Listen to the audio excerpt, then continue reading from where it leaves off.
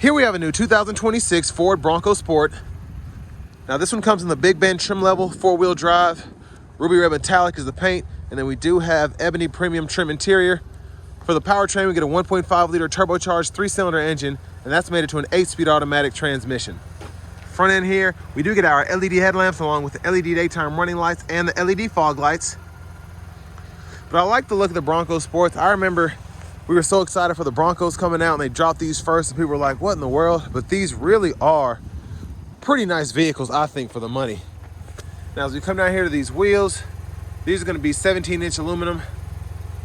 And I like how that kind of matches the accents of the vehicle. You got the black roof, black door handles. Now we do get passive keyless entry on the front, door panel, power door lock controls. We have an express down window on the driver's side, regular power windows on the other 3 doors. We have our power mirror controls here, rear window lockouts there, blind spot monitors in the side mirrors. You probably can't see because of the rain. And then we have bottle holders here. Hit this twice to get access under the hood. Headlamp controls, manual tilt telescoping steering wheel. So look at the pedals. And then here's our power driver seat with 2-way power lumbar support.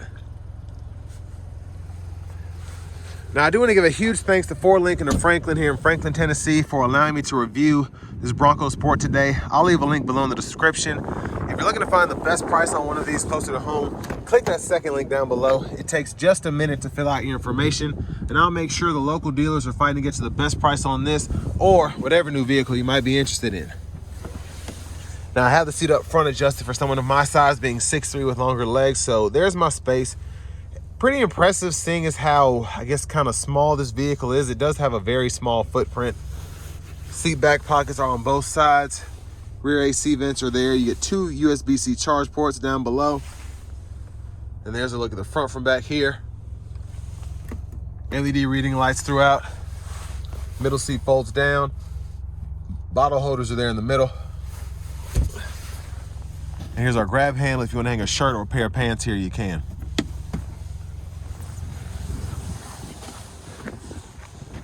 Child locks, you just stick the key in there and turn it one way or the other to lock or unlock on either side. Fuel filler there. Takes regular, no problem. You're getting 25 city, I believe 30 highway with this, so pretty impressive for a 4-wheel drive vehicle. And there's a look at the back end. You can pop the glass here or pop the whole door here. And there is the cargo space behind the second row. You have a button here you can hit, and then that actually activates the lights on the back of the lift gate itself.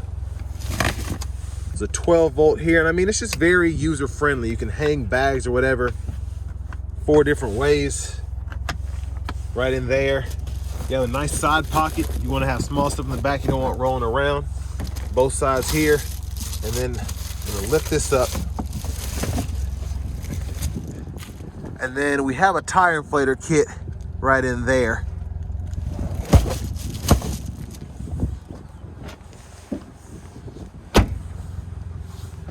Now, as we come around to the rear passenger side, just a quick look back here.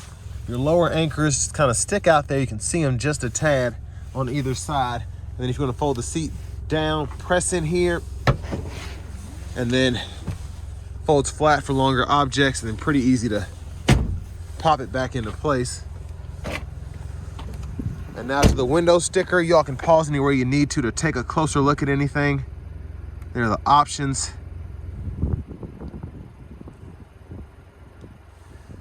$38,110 is the sticker price, the crash test ratings, and then there's the fuel economy there. Front passenger seat, manual seat back, and then your seat bottom there. And then you can move this up a little bit to kind of maximize the space, but it won't fold flat. The glove compartment here. And I love that we have the netted side pocket right there. And there's a look at the trim. Now, as we come back around to the front, just pull this up. There's that 1.5-liter turbocharged 3-cylinder.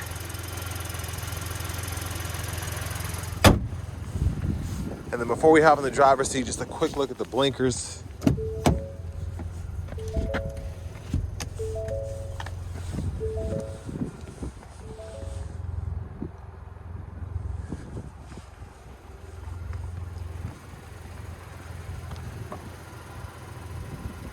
So I like that we have the LEDs up front. We just have the regular incandescent bulbs in the back, but no big deal. Still relatively bright, I think.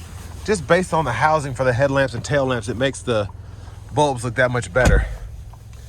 Now, back up front here, ActiveX wrapped steering wheel. You can see the Bronco logo here, which is nice. Love the horn. Over here to the infotainment system. We do have AM, FM, XM radio, and then we also have Bluetooth audio, wireless CarPlay, Android Auto compatibility right here. A few other options as well. And then we have our features. So here you can fool with your driver assistance, so your cruise control. We have adaptive with lane centering, where we can set it to normal if we want to. And I'm just glad that Ford's putting this lane centering in so many options, because a lot of people are not able to keep up. I mean, Toyota and Honda, that's about it. But having it in this vehicle, in this trim, I think is pretty nice. Now, your general settings, you can change your language right in here. Units of measurement for temperature, miles, and then your tire pressure right in there. And then your AC controls are right here. So you can pull this up to change the fan direction, and then you can adjust temperature a couple of different ways. Your heated seat, you can set to auto, or you have 3 stages for that. Driver and front passenger, 3 levels of auto mode for the AC, and then you can toggle the AC right in there. Backup cameras here. Guidelines follow you as you turn the steering wheel. You have the parking sensors in the back, so as you get closer to an object behind you, that'll illuminate, and it kind of just tells you when you're getting close to something. Down here, auto stop toggle, we have the defroster, hazards, and then the traction control, calm screen, we'll pull that up, and then you hit this camera button, and that'll pull up the backup camera without you having to be in reverse. And then a volume knob here, click that to turn the audio off. Now down below, we have storage for your phones while you charge them with this USB-C or USB-A port, and then you have a 12 volt right underneath that cover there. Bottle holders are here.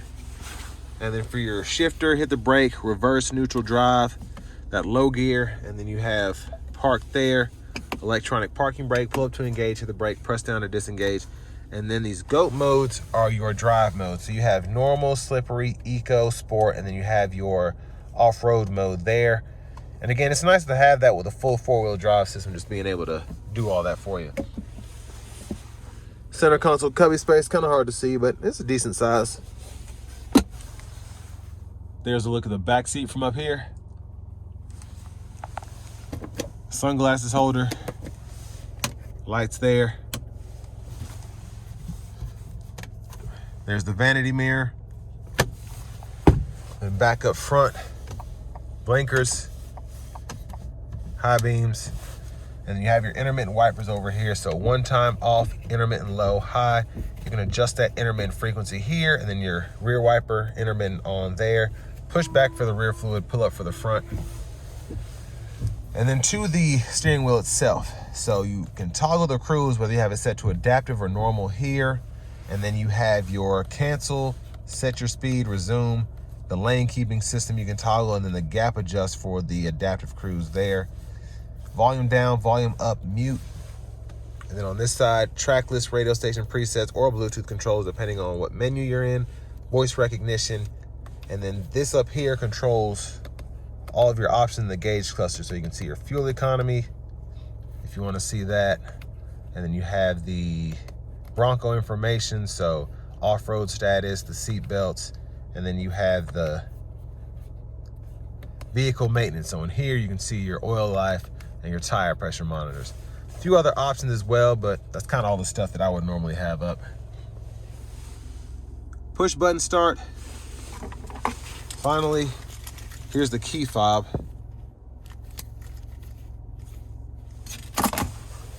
But next, let's go ahead and take this 2026 Bronco Sport Big Bend out on the road for a test drive. So starting the test drive in this Bronco Sport here, the Turbo 3's pickup is decent, especially for a vehicle like this.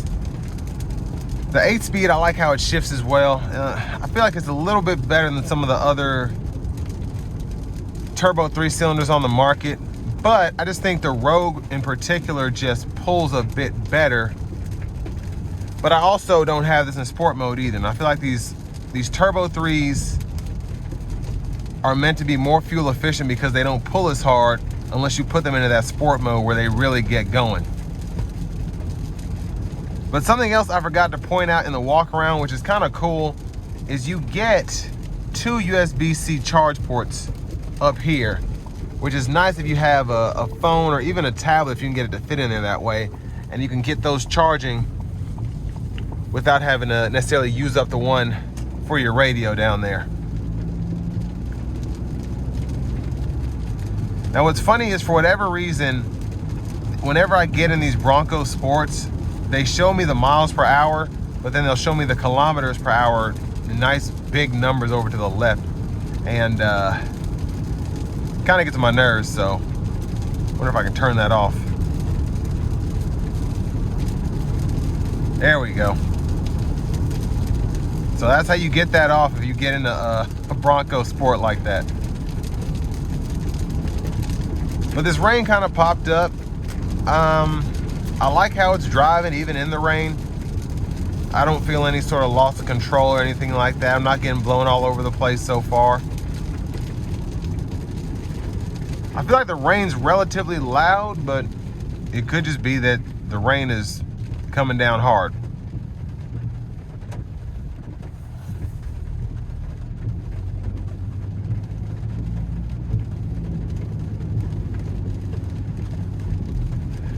Another thing I do like is having the separate drive modes, though. I think it's so neat to have a 1.5 turbo that has 5 different drive modes. You don't see that often.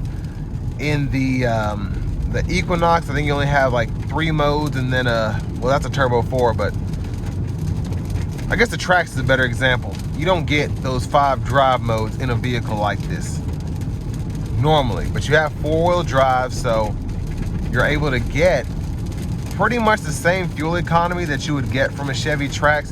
You're getting a little bit better city and a little bit better highway with that, but I mean 25 city compared to 28 on the Trax for something that's off-road capable with 4-wheel drive. I'll take that personally. Now this is a lot more money than that, so let's keep that in mind as well.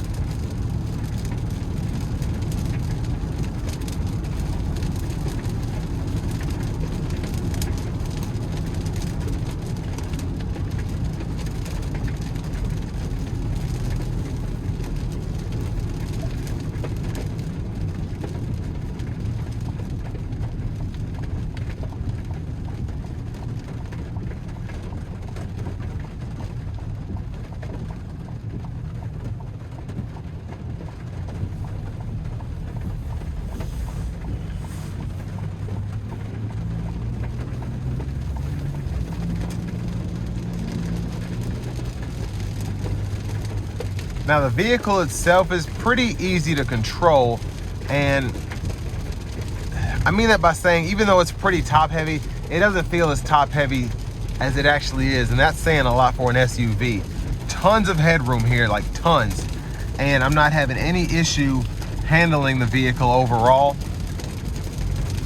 And in this normal drive mode, I love that you get that pull as you are coming out of a kind of a slump almost, like you're letting off the throttle and then you just give it some throttle there. You don't feel the hesitation. The turbo does a lot of that grunt work for you, and that's really nice to have in something like this.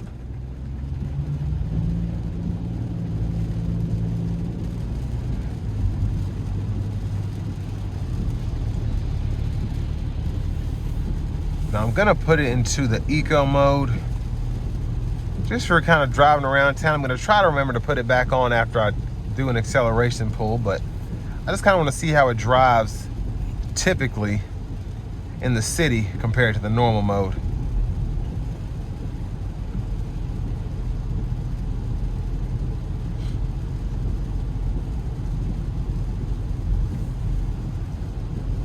And while I'm in this, I mean, the ride quality so far has been really good. Not that I was expecting it to be terrible, but this is an off-road oriented, almost like a Subaru competitor. So the fact that this is riding as smoothly as it is a big plus.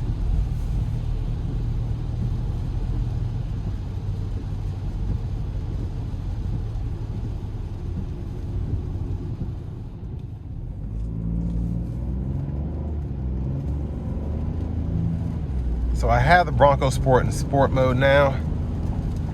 We're gonna try to give it a pull getting on the interstate here.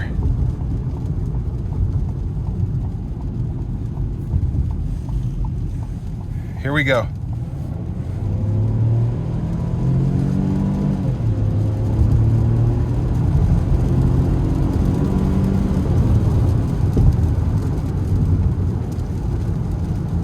So I mean, power is pretty good. For a turbo 3-cylinder, that's impressive.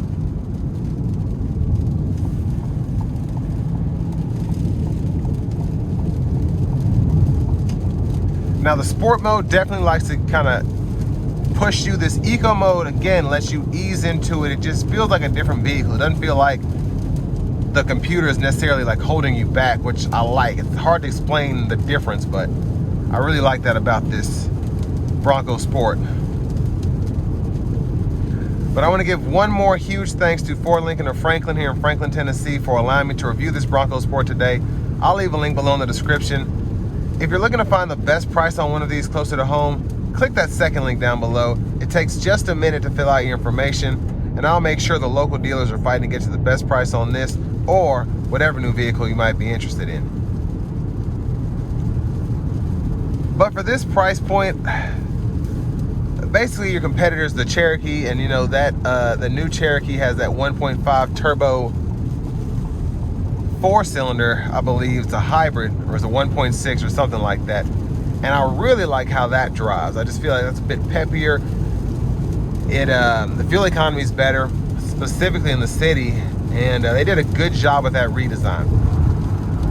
But this just feels a bit more Bronco-esque. It feels a bit cooler. Even with that new Cherokee design, it still kind of feels like a Cherokee, where this feels like a baby Bronco, and that's why so many people call it this. It has that same capability, well, I shouldn't say same, but similar capability in a smaller package, similar looks, which is what a lot of the Bronco buyers really like, and a little bit cheaper compared to the full size. But a good off-road option, I think, if you're looking at a Subaru, the comparable Cherokee, things of that nature. So all that being said, this will bring me to the end of my review of this 2026 Ford Bronco Sport Big Bend.